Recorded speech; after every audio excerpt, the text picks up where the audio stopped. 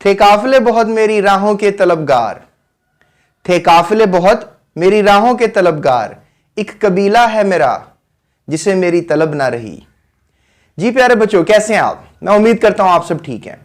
प्यारे बच्चों, आज हम जो है टॉपिक डिस्कस करने जा रहे हैं atomic math, molecular math, formula math, लेकिन ग्राम के पॉइंट ऑफ व्यू से। सो टॉपिक का नाम बनेगा ग्राम atomic math, gram molecular math and gram formula math. लिहाजा आज के टॉपिक में हम कोशिश करेंगे कि हम इसको समझ सकें आखिर क्या है gram atomic mass, formula mass, molecular mass. ये एवोगैड्रोस नंबर के टॉपिक से पहले आता है। So welcome to GS academy.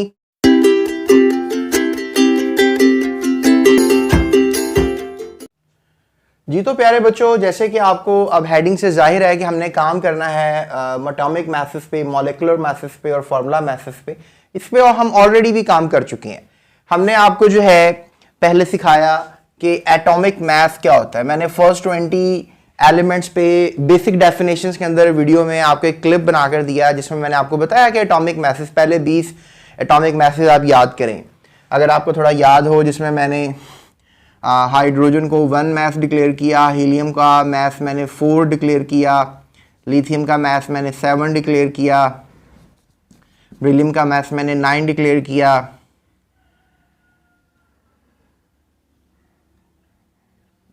Boron का मैथ मैंने 11 डिक्लेयर किया और कार्बन का मैथ मैंने 12 किया एंड सो ऑन। फिर मैंने कैल्शियम का मैथ 20 डिक्लेयर किया। तो ये तो आपको याद होगा। फिर मैंने आपको एक नया पेंडोरा ओपन किया। मैंने आपको समझाया कि भाई मॉलिक्यूल्स के भी वजन होते हैं और we have done a topic जिसमें हमने मॉलिक्यूलर मैथ और फार्मूला मैथ पे काम किया था। ये भी बेसिक डेफिनेशंस की वीडियो में आपको ये टॉपिक मिलेगा जिसमें मैंने मॉलिक्यूलर मैथ निकालना सिखाए। अगर आपको याद हो तो HNO3 का हमने मॉलिक्यूलर मैथ निकालना सीखा और इसके अलावा हमने यहाँ वो ये था। इसके अलावा फिर सोडियम सल्फेट था मेरे ख्याल में, जिसका हमने मॉलिक्यूलर मैथ निकालना सीखा। तो सोडियम सल्फेट एक मॉलिक्यूल नहीं होता, ये एक फार्मूला यूनिट है। तो फार्मूला यूनिट का आपको याद होगा कि मॉलिक्यूलर मैथ निकाला जाता है और मॉलिक्यूल का मॉलिक्यूलर मैथ निकाला जाता है। लेकिन आपको ये भी याद होगा कि हमने जब इनके मैथ निकाले, चाहे किसी एटम का वजन निकाला, चाहे मॉलिक्यूल का वजन निकाला, चाहे फार्मूला यूनिट का वजन निकाला, तो हमने इसको एक्सप्रेस किया था एक यूनिट में जिसका नाम था AMU, राइट। इसको हमने एटॉमिक मैस यूनिट, ठीक है। AMU का मतलब आपको याद होगा, that was atomic mass unit, atomic mass unit. और ये एटॉमिक मैस यूनिट क्या है? एटॉमिक मैस यूनिट बेसिकली एक छोटे से पार्टिकल का मैथ पता करने के लिए हमने यूनिट रखा। आपकी बुक में नहीं लिखा कि ये IUPAC ने इसका सिस्टम बनाया था, IUPAC international union of pure and applied chemistry. तो इन्होंने बेसिकली कहा कि भाई छोटे छोटे पार्टिकल्स का वजन भी जो है उसके लिए भी खास यूनिट होना चाहिए। अब डेफिनेटली जो आंखों से नजर नहीं आते पार्टिकल्स, उनका वजन तो निकाला नहीं जा सकता। डेफिनेटली उनका वजन निकालना एक बहुत बड़ा काम है। तो बहरहाल कोई टेक्निक्स, जैसी भी टेक्निक्स मैंने फर्स्ट ईयर की केमिस्ट्री में समझाई कि आखिर वो कौन सी टेक्निक्स हैं जिनकी बेस पर आप इन छोटे मोटे पार्टिकल्स का मैथ निकाल सकते हो। उसमें हमने मैथ स्पेक्ट्रोमीटर, मैथ स्पेक्ट्रोग्राफ की मदद से हमने छोटे पार्टिकल्स का वजन निकालना सीखा। वो जो आप बड़ी क्लास में आओगे, स्पेसिफिकली 11 क्लास में, तब मैं आपको ये बातें शेयर करूंगा। लेकिन अभी के लिए ये है कि उनका मैथ निकाला गया। पहले हमने रेफरेंस बनाया था, आपने टॉपिक पढ़ा रिलेटिव एटॉमिक मैथ का टॉपिक पढ़ा। उसमें आपने पढ़ा कि भाई हमने तो हाइड्रोजन से जो है सबसे पहले कंपेयर करना चाहा किसी भी एटम के वजन को। चूंकि प्रोडक्ट टेबल में 92 एटम्स मौजूद हैं जो कुदरत में भी हमें मिलते हैं, वैसे तो 118 हैं। तो फिर हमने ऑक्सीजन से कंपेयर करना सीखा। फिर हमने कार्बन 12 पे आके ब्रेक लगाई। कार्बन के 3 आइसोटॉप्स हैं, carbon 12, carbon 13, carbon 14, carbon 12, 13 and 14। तो हमने कार्बन 12 से फिर कंपैरेटिवली मैथ सब एलिमेंट्स के निकाले और हमने फिर कहा कि इनका यूनिट होगा एटॉमिक मैथ यूनिट। क्योंकि अभी आप देखें बाजार से अगर आप कोई चीज़ लेने जाते हैं, लेट्स से आप आम लेने चले गए, तो आप उसको कहते हैं कि या तो उसको गिन के दे दो या तो उसको तोल के दे दो। तो हम वजन करने की बात कर रहे हैं। तो वजन अगर करवाते हैं तो आपको याद है कि हम वजन निकालते हैं, उसका कोई राउंड अबाउट 1 किलो आम दे दो, 2 किलो आम दे दो। तो बेसिकली किलो का तो एक प्रीफिक्स है, सही मायनों में हम पूछें तो ग्राम्स में हम उस वजन को डिमांड करते हैं। 1 किलो का मतलब है 1000 ग्राम्स जो है वो हमें आम चाहिए। अगर 2 किलो लेते हो तो 2000 ग्राम्स हमें आम चाहिए। तो साइंसदानों ने ये कहा कि भाई अगर लेट्स से दैट कि हम एटॉमिक मास यूनिट में ही रहेंगे तो फिर हम एलिमेंट्स का वजन नहीं कर पाएंगे, क्योंकि इतना छोटा तराजू हम बना नहीं सकते, और लिहाजा जब इतना छोटा तराजू बन नहीं सकता तो उसका वजन कैसे निकाला जा सकता है। तो लिहाजा अपनी सहूलत के लिए हमने इन मोलेकुलर मैसेस को, एटॉमिक मैसेस को, फॉर्मूला मैसेस को हमने ग्राम्स में कन्वर्ट किया। हमने कहा कि हम एक ग्राम यूनिट बनाएंगे जिसमें हम इन एटम्स के वजन को नाप तोल सकेंगे। अब आपको पता है कि जैसे ऑक्सीजन गैस है, ये हवा में एग्जिस्ट करती है, 21% हमारा एटमॉस्फेयर ऑक्सीजन गैस से बना है। फिर नाइट्रोजन गैस भी हवा में एग्जिस्ट करती है, और 78% हमारा एटमॉस्फेयर जो है वो गैसेस से बना हुआ है, नाइट्रोजन गैस से। तो अब हम उससे हवा से निकाल लिया हमने नाइट्रोजन गैस को, सिलेंडर में भर लिया, लिक्विड नाइट्रोजन बना लिया। अमूमन आप वीडियोस देखते हैं लिक्विड नाइट्रोजन की, तो लिहाजा लिक्विड नाइट्रोजन जब आपने बना ली तो फिर अब उसको तोलना भी तो है ना। अब वो एटॉमिक मास यूनिट एएमयू में तोलेंगे तो it's a very small unit. अगर आपको याद हो, हमने कहा कि एक एएमयू जो है वो तो बराबर आएगा 1.67 इंटू 10⁻⁻24 ग्राम्स के। अगर आप यही कहें कि 1 एएमयू किसके बराबर आएगा, is equal to 1.67 into 10⁻⁻27 kilograms के। यानी अब देखो कितना छोटा सा हमारे पास ये वजन है। अब if you just talk about grams, तो -24 is a very small quantity. तो इतनी छोटी क्वांटिटी जो है उसको तो वजन नहीं हम कर सकते ना। तो हमने अपनी सहूलत के लिए क्या किया, अब मैं आपसे कहूं जी मुझे इतना नाइट्रोजन चाहिए, 1 एएमयू नाइट्रोजन चाहिए, या हमें 1 एएमयू ना भी कहूं, मैं कहूं जी मुझे 14 एएमयू नाइट्रोजन चाहिए, क्योंकि एक एटम जो है वो 14 एएमयू वजन रखता है नाइट्रोजन का। तो अब 14 एएमयू का मतलब है कि it's just a very little mass. अब मैं इतना छोटा मैस तो वजन नहीं कर सकता, तो लिहाजा फिर मैंने कहा कि मुझे एएमयू को चेंज करने की जरूरत है। मैंने 14 एएमयू कभी भी डिमांड नहीं करना वजन। नो डाउट समझने के लिए, एक पार्टिकल के वजन को समझने के लिए मैंने एएमयू यूनिट बना तो लिया, लेकिन चूंकि मुझे अब एएमयू में वजन मिल नहीं सकता तो लिहाजा अब मुझे यही करना पड़ेगा कि मुझे उसको ग्राम्स में कन्वर्ट करना पड़ेगा। अब हमने क्या किया, हमने कहा जी 14 ग्राम नाइट्रोजन चाहिए, 14 ग्राम नाइट्रोजन चाहिए। तो मेरे ख्याल में ये क्वाइट काबिल कबूल क्वेश्चन है, क्योंकि एक मसर का दाना, एक छोटा सा मसर का दाना, उसका वजन जो है वो राउंड अबाउट 2-3 ग्राम्स होता है, तो वो तोला जा सकता है। 1 ग्राम को मेजर करने के लिए आला मौजूद है, एक इंस्ट्रूमेंट मौजूद है, मेजरिंग बैलेंस मौजूद है। इसीलिए हमने जरूरत महसूस की कि एएमयू को ग्राम में कन्वर्ट किया जाए, इनके मैसेस को ग्राम में डील किया जाए। आगे एवोगैड्रोस नंबर आ रहा है, उसमें मैं आपको इंटरप्रेट करके दिखाऊंगा कि ग्राम्स को हम एवोगैड्रोस नंबर में कैसे लेकर गए। बहरहाल ये वीडियो को 1 से 2 दफा जरूर देखें ताकि आपको ये बातें समझ में आए जो मैंने बड़ी इंपॉर्टेंट बातें आपसे की हैं, वेरी पावरफुल वर्ड्स जो मैंने आज इस्तेमाल किए वीडियो में।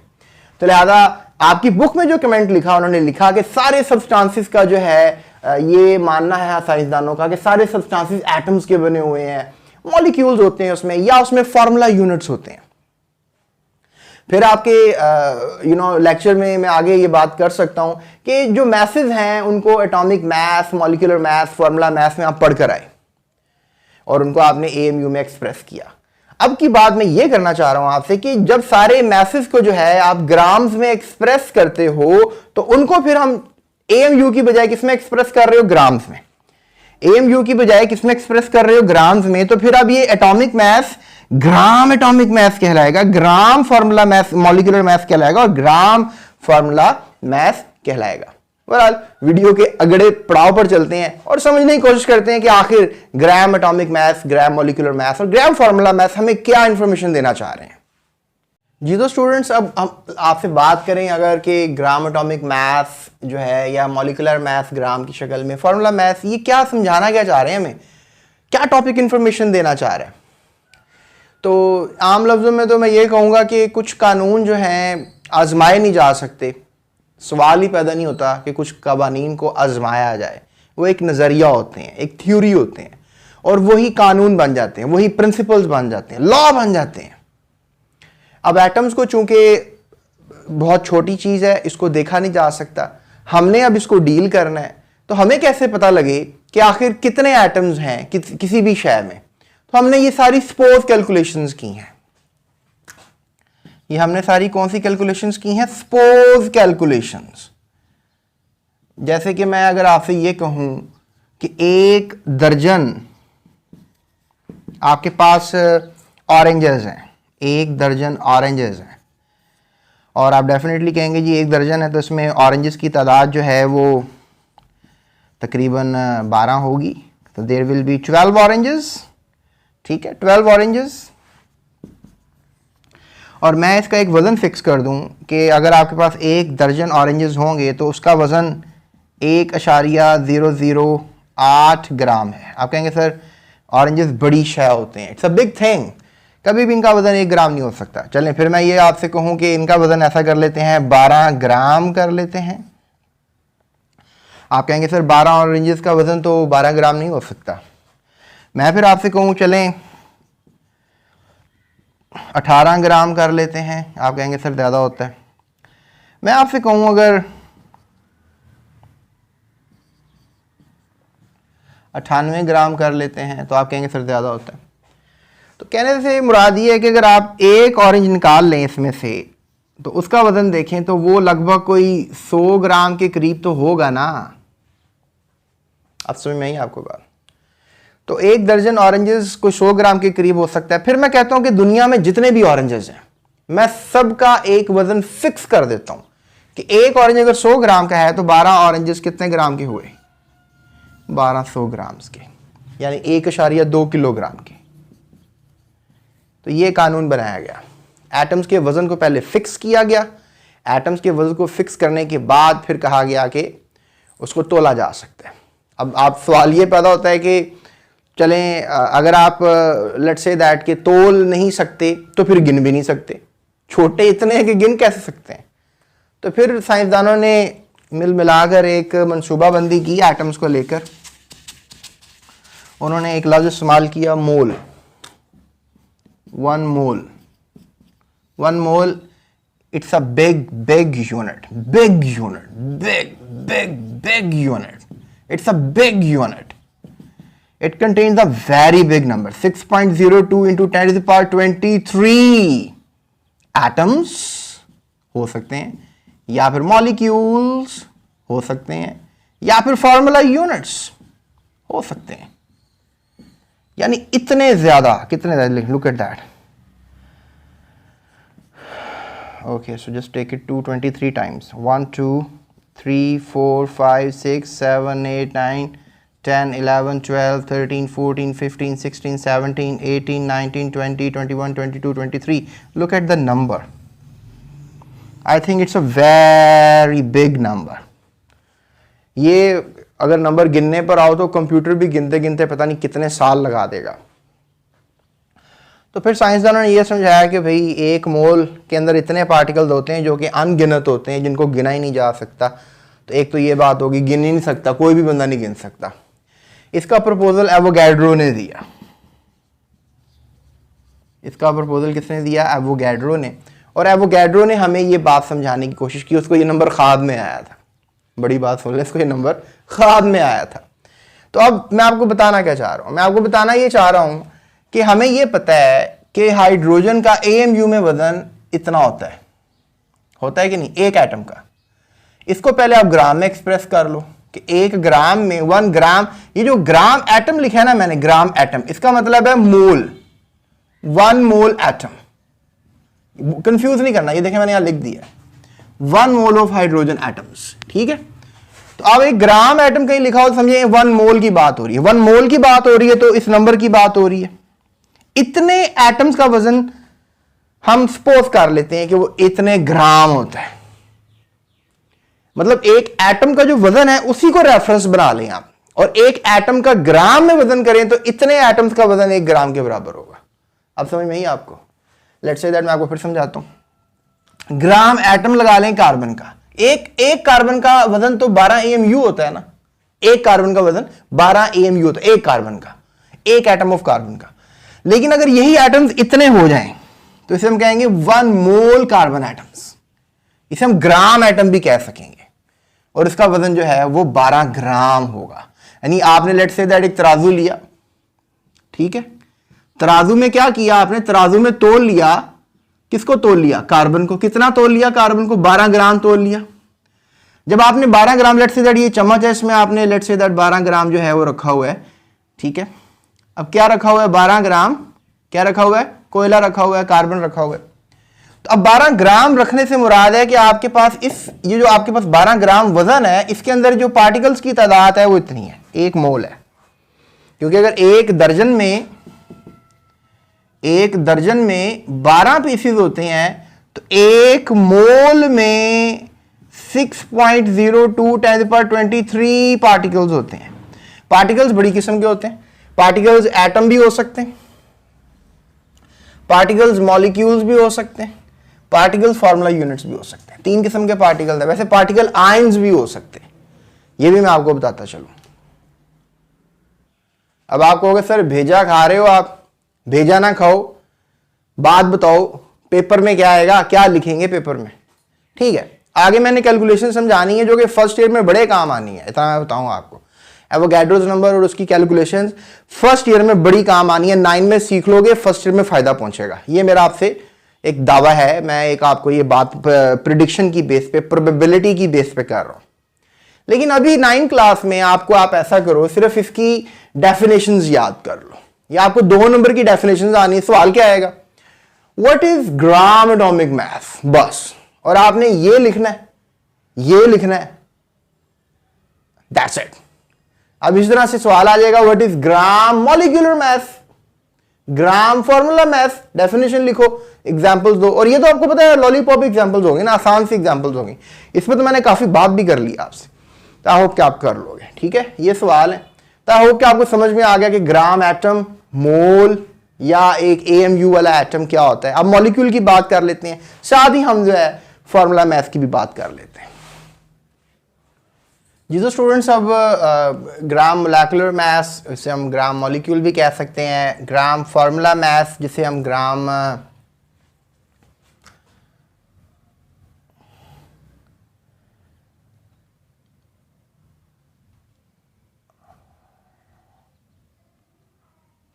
फार्मूला कह सकते हैं। ठीक है,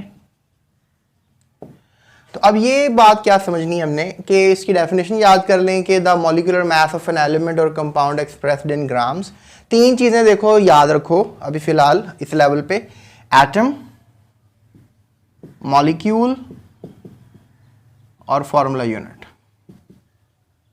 ये भूलनी नहीं है आपने। ठीक है, एटम सबसे छोटी एंटिटी होती है, एक पार्टिकल होता है। मॉलिक्यूल हमेशा एक बॉन्ड की वजह से बनता है। मॉलिक्यूल एटम जब जुड़ जाते हैं ना, तो उस बॉन्ड को कोवेलेंट बॉन्ड कहा जाता है। तो कोवेलेंट बॉन्ड से जो भी पार्टिकल बनेगा उसको मॉलिक्यूल कहोगे। फॉर्मूला यूनिट हमेशा आयनिक कंपाउंड का होता है। अगर एक बॉन्ड कोवेलेंट है तो एक बॉन्ड कौन सा है, आयनिक, तो आयनिक बॉन्ड भी होता है।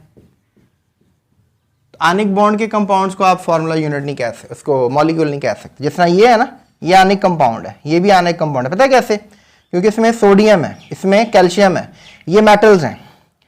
याद रखो, जब भी कंपाउंड में आपको क्या नजर आएगा, मेटल और प्लस नॉन मेटल्स। ठीक है, जिस तरह कैल्शियम क्या है, मेटल है, कार्बन नॉन मेटल है, ऑक्सीजन भी नॉन मेटल है, एक पूरा रेडिकल है, कैल्शियम कार्बोनेट।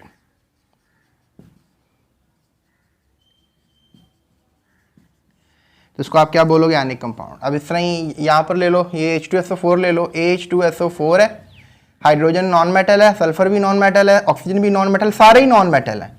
सारे नॉन मेटल हैं तो फिर मॉलिक्यूल है, फिर इसको आपने आयनिक कंपाउंड नहीं कहना। ठीक है, इसको आपने आयनिक कंपाउंड नहीं कहना, ये आयनिक कंपाउंड है।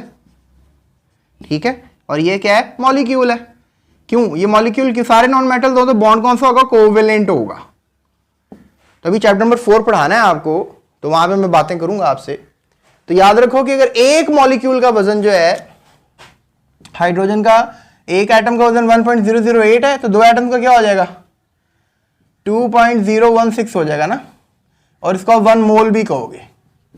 ठीक है, और 1 मोल मॉलिक्यूल्स कहोगे। और इस तरह ही 18 ग्राम होगा किसका, वाटर का, 2 ग्राम इसका हो गया, 16 ग्राम इसका हो गया, 2 और 16 18 हो गए, 2 ग्राम इसका, 32 ग्राम इसका, और 16 से 4 से ज़रब दे दो, तो ये हो जाएगा आपका कोई 32 32 64 64 जमा 32 जमा 2, तो 34 और 64, 98, 98 ग्राम्स। ठीक है, तो 1 ग्राम मॉलिक्यूल ऑफ H2O ये वजन होगा। तो ये बस याद करने हैं। एवोगैड्रोस नंबर की वीडियो भी देखो मेरे साथ, लाजमन देखनी है, अभी डिस्क्रिप्शन में लिंक है, उसको क्लिक करो तो आपको सारी वीडियोस मिल जाएंगी। तो एवोगैड्रोस नंबर या mole space GS Academy YouTube search bar पे लिख दो तो मेरी वीडियो मिल जाएगी, वो लाजमी देखो, पता लग जाएगा ना क्या थोड़ा पेंडोरा ओपन हो जाएगा, आपको क्लियर हो जाएगा। मुश्किल चीज़ है, बच्चे बेचारे बड़े ख्वार हो रहे होते हैं, टेंशन में होते हैं, स्ट्रेस में होते हैं, यार ये क्या टॉपिक है, समझ नहीं आता। तो ये हमें भी बड़ी मुश्किल से समझ में आया, बिकॉज वाकई में ये थोड़ा ब्रेन की एक्स्ट्रा ऑर्डिनरी कैपेसिटीज मांगता है।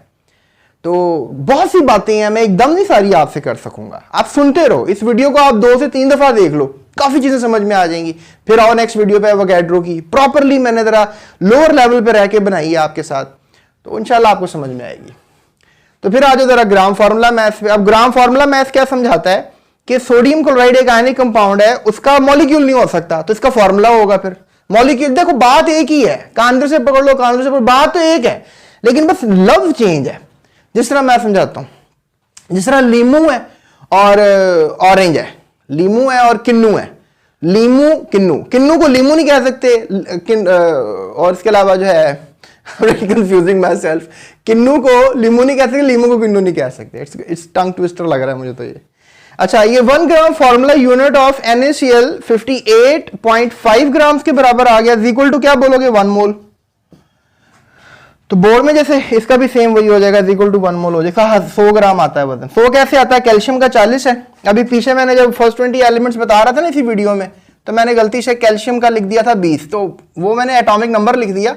मैथ 40 MU होता है, तो इसका 40 हो गया, इसका 12 हो गया। ऑक्सीजन के 3 एटम्स हैं, तो 3 को 16 से मल्टीप्लाई करो, 48 हो जाते हैं, तो 48 हो गया। अब 48 जमा 12 जमा 40, ठीक है, 2 10, 1 कैरी हो गया, 4 4 8 1 9 10, देखो पूरा 100 हो गया। That makes an idea of 100 grams, atoms के वजन को प्लस किया हुआ, that becomes the formula unit. ठीक है, 1 ग्राम फॉर्मूला यूनिट या 1 मोल किसके बराबर आएगा, 58 के, ये नहीं भूलना। यानी इतने फॉर्मूला यूनिट्स होंगे,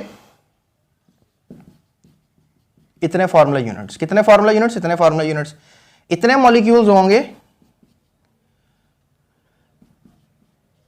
तो फिर इतने मॉलिक्यूल्स का वजन ये होगा, इतने मॉलिक्यूल्स का वजन, इसके मॉलिक्यूल्स का वजन ये होगा। क्या ख्याल है, अगर 12 लीमू लोगे वजन कम होगा ना, और अगर 12 क्या लोगे, लीमू लेमन के साथ क्या ले रहे हो, ऑरेंज ले लो, 12 ऑरेंज, क्या हो गया स्पेलिंगों को।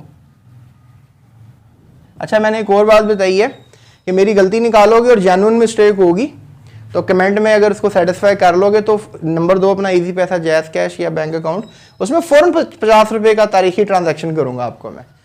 गलती निकालनी है आपने मेरी वीडियो देख के, फिर अपने दोस्तों को भी बताओ भाई GS Academy चैनल पे सरखुरम की गलती निकाल ली, 50 रुपये भी विन कर लिए, और ये कोई बात झूठ नहीं है, मैं ट्रांसफ़र कर देता हूँ। लेकिन ये गलती ना हो कि भाई सर आपने कंपाउंड में D नहीं लिखा, जेन्युइन मिस्टेक हो। अच्छा, बात हो रही थी कि 12 लीमू का वजन कम होगा, 12 ऑरेंजेस का वजन क्या होगा, ज्यादा होगा। समझ रहे हो, बड़ा मॉलिक्यूल है, वजन ज्यादा होगा, इतने पार्टिकल्स का, इतने पार्टिकल्स का। पानी है, वजन ये होगा, इतने पार्टिकल्स का। छोटा सा नन्ना पुन्ना सा मॉलिक्यूल है, 2 ग्राम वजन होगा। जैसे छोटे मसर के 12 दाने ले लो, ठीक है, क्या कहते हैं इसको, मसरों को, मसरों की इंग्लिश बताओ, डोंट नो मसर की इंग्लिश, वेरी स्मॉल, ज्यादा कम।